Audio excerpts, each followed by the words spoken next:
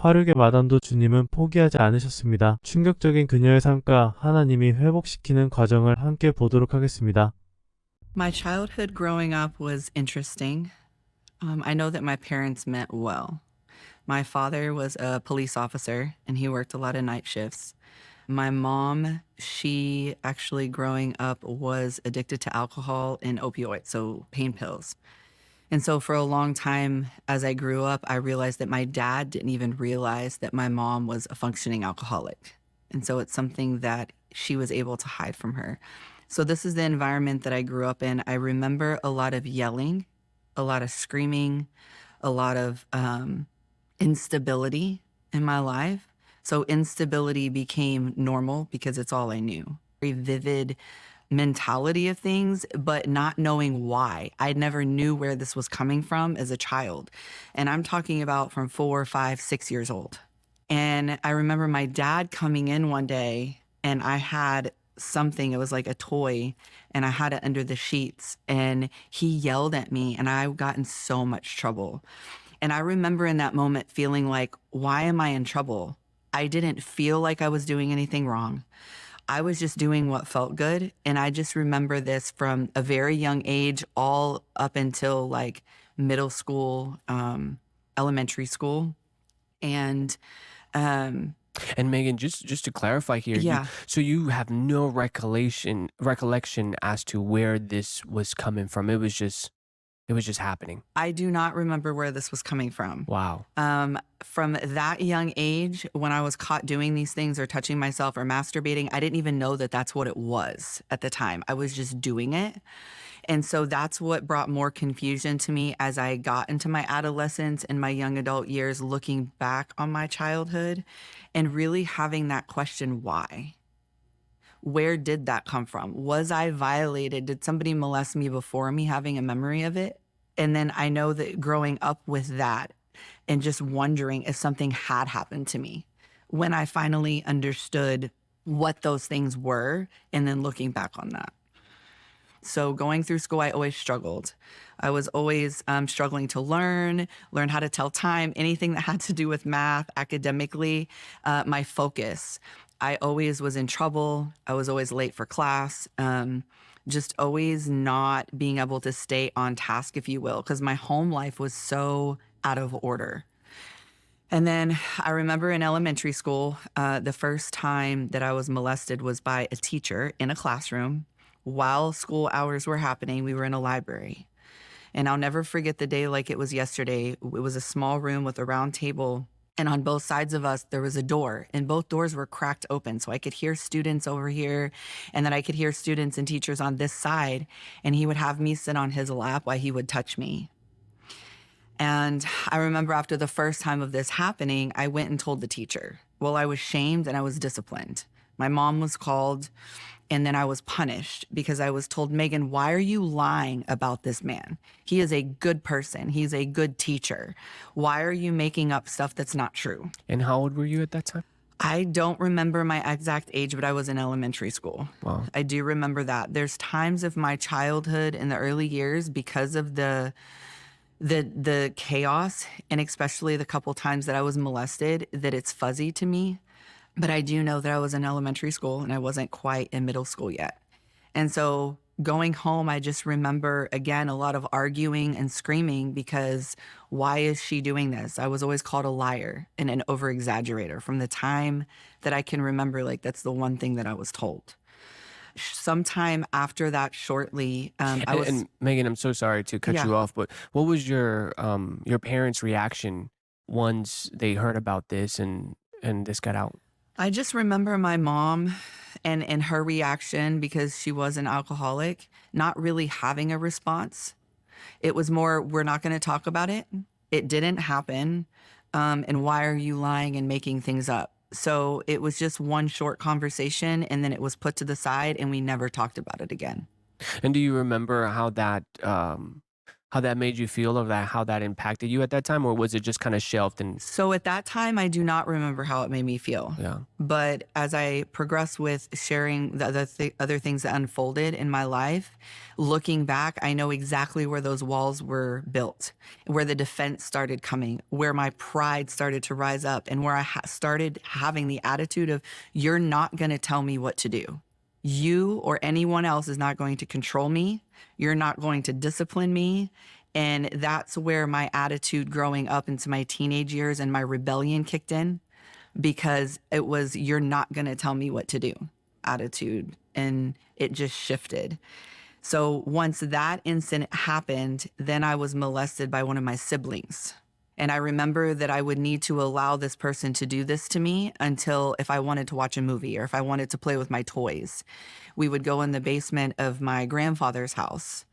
And I remember it happening one time. There may have been multiple instances. And again, I went and I told my parents. And I just remember that night being one of the worst of my life because my mom had remarried. And so her previous husband, they were on the phone with him. They were talking to my sibling. There was a lot of arguing. I remember sitting in the corner crying, shaking and terrified. Like, why did I say something? This was the second time this has happened to me. And now I'm being shamed. I'm being silenced and I'm being told it's not true. So the individual said, she's lying. I would not do that.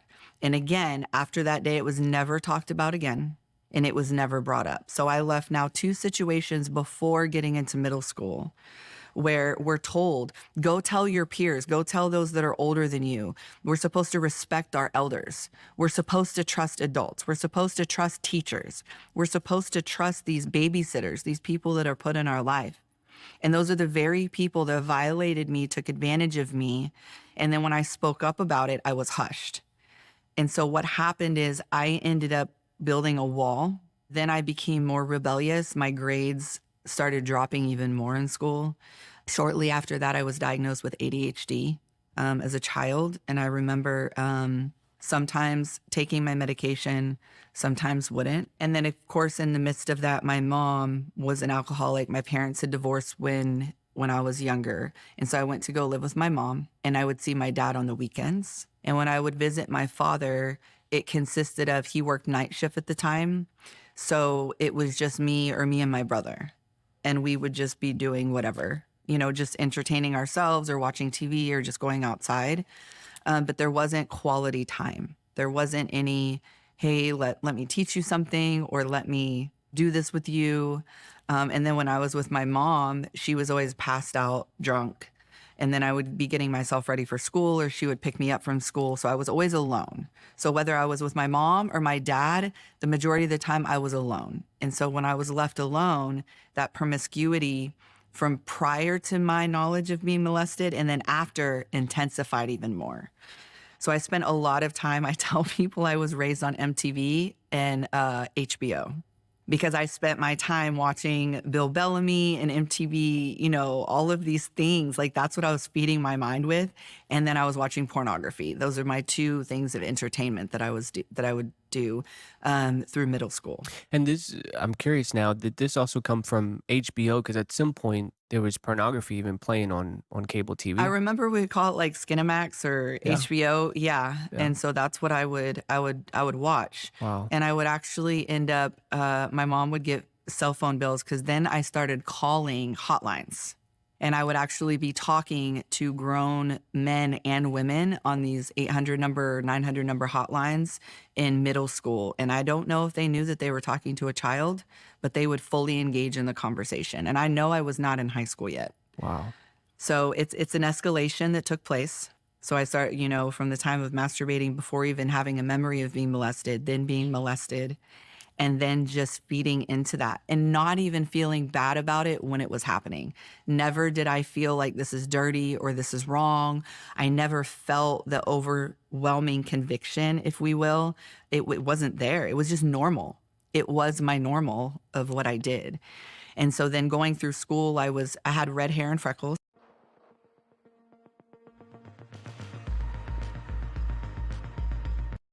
And very pale skin. So I was always made fun of.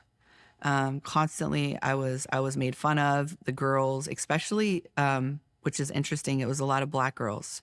They would always bully me and like threaten me.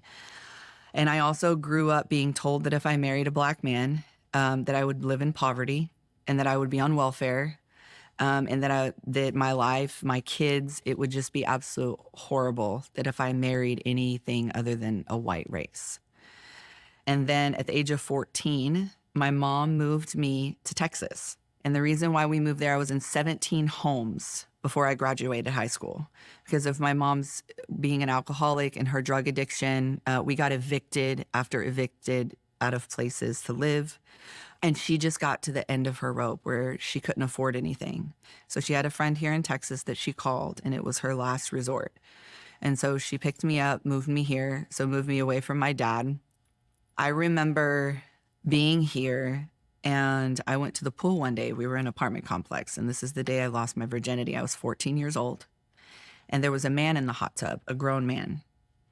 And I remember very specifically, we just looked at each other, and I had always looked older than I was, and I was 14, and I probably looked 16 or 17 years old. It was daylight, middle of the day. And I remember him under the water of the hot tub reaching out, and he touched my leg. And before I knew it, I was sitting on his lap, facing out, and that's when I lost my virginity. Didn't know his name, didn't know anything about him. We never said a word to each other. And I remember him getting up and getting out of the hot tub, and that was how my virginity was taken. And again, I didn't feel bad about it at the time. It was just normal. And I guess because maybe I was just so used to already being taken advantage of and people doing what they wanted to me because it's what was expected. And well, there wasn't anyone to tell because, well, nobody's going to listen to me. Nobody's going to protect me. Nobody's going to say anything. And so with me being in school, there were just boys that I would sleep with in the bathroom during class. Like classmates, we would sneak off to the bathroom. There were a few more men that I remember just meeting at the pool in the apartment complex. And we would go back to the apartment and have sex. And I was 15, 14 years old, and these men were in their 20s. I remember one was in their 30s. My mom had no clue what was happening. She was passed out in the apartment. And so this is how I lived my life. And it wasn't even a lot of conversation. It was wild. It was just eye contact. I believe I was flirtatious. I mean, obviously, right? I wasn't, withdrawn. I've always been a very outgoing, a very charismatic individual, very talkative. As you know, I'm just very talkative and engaging. And so I'm sure that it was very inviting, right? I invited it subconsciously without knowing because I was still innocent, even though the innocence had already been taken from me. I wasn't tainted yet.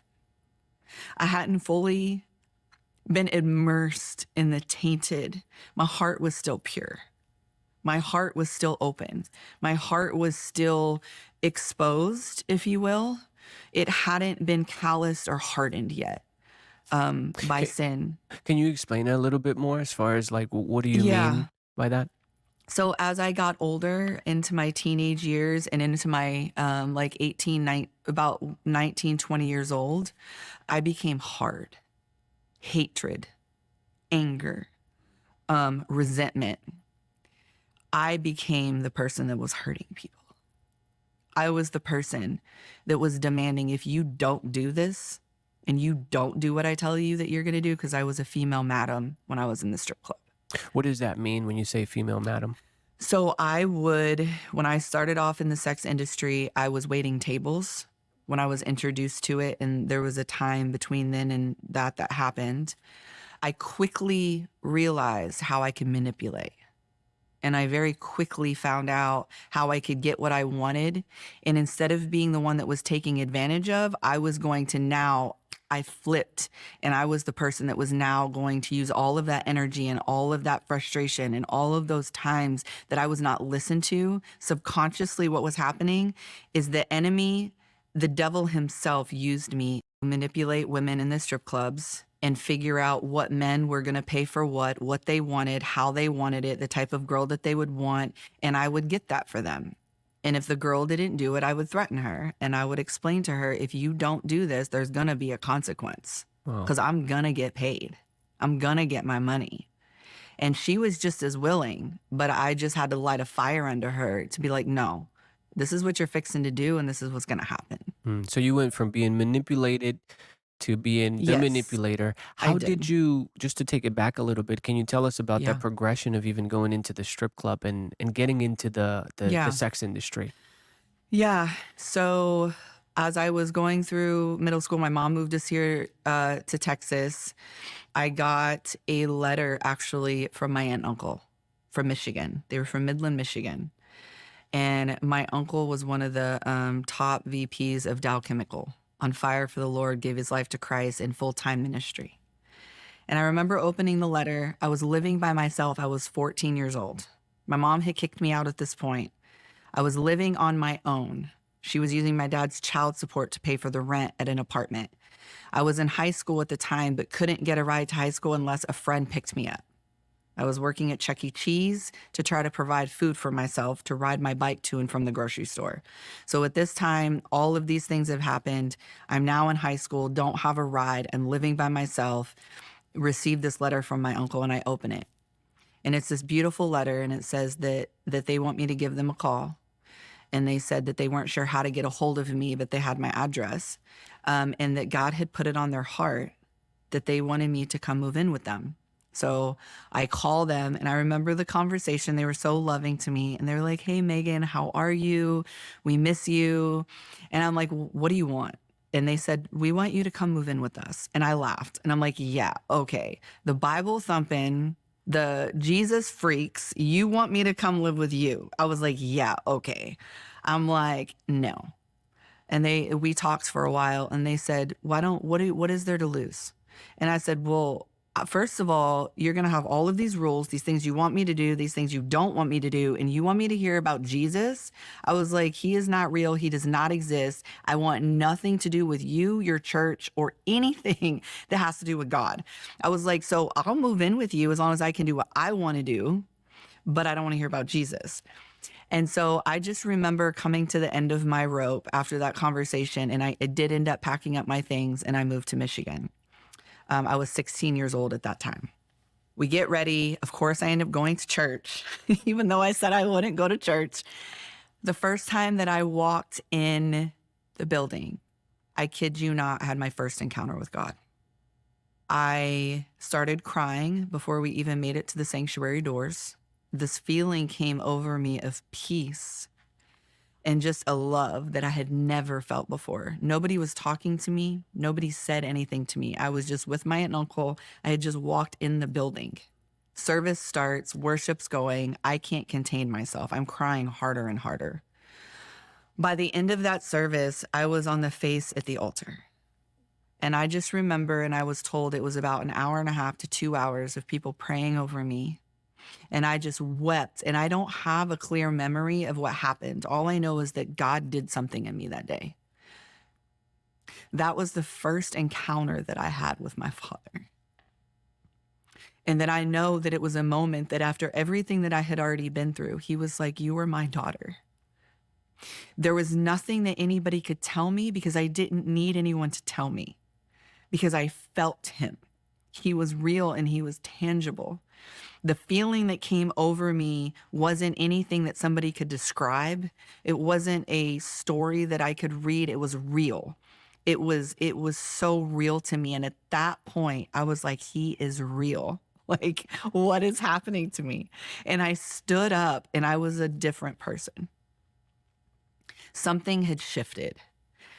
What ended up transpiring after that, from the age of 16 to 18, I lived with my aunt and uncle, and it was the most stability I'd ever had in my entire life. We had meals together. I learned how to do laundry. I learned how to prepare meals. I got my driver's license. My uncle taught me how to drive. They enrolled me in a private Christian school, was learning for the first time in my life how to study and how to apply myself, and learning scripture and all of these like things that I had never learned. They paid off. I remember them getting phone calls because the bills that I had racked up from the 900 phone calls. I remember my uncle sat me down one day at the table and he explained God's grace to me. And I had never understood what that word meant. And I'll never forget that day that he's like, your debt is paid. And it is a defining moment in my life that God used sex phone calls that I made as a minor that was able to track me down and follow me to my uncle's house as still a teenager and them asking him for money, that it was totally, that debt was wiped clean. Wow. Any sin that I had committed, anything that I had done, I was a new creation. And he explained, and I understood the concept of grace that day. And it was beautiful. It wasn't condemning. It wasn't, why did you do this, Megan? Why did you make these phone calls? How stupid could you be? It was, God loves you. And he loves you enough to wipe this clean, and we love you. And he loves you just as much. Wow. 이렇게 화류계 마담이었던 메건을 하나님은 결국 하나님의 자녀 삼아주셨습니다. 하나님의 놀라우신 일을 재밌게 보셨다면 좋아요, 구독 부탁드려요.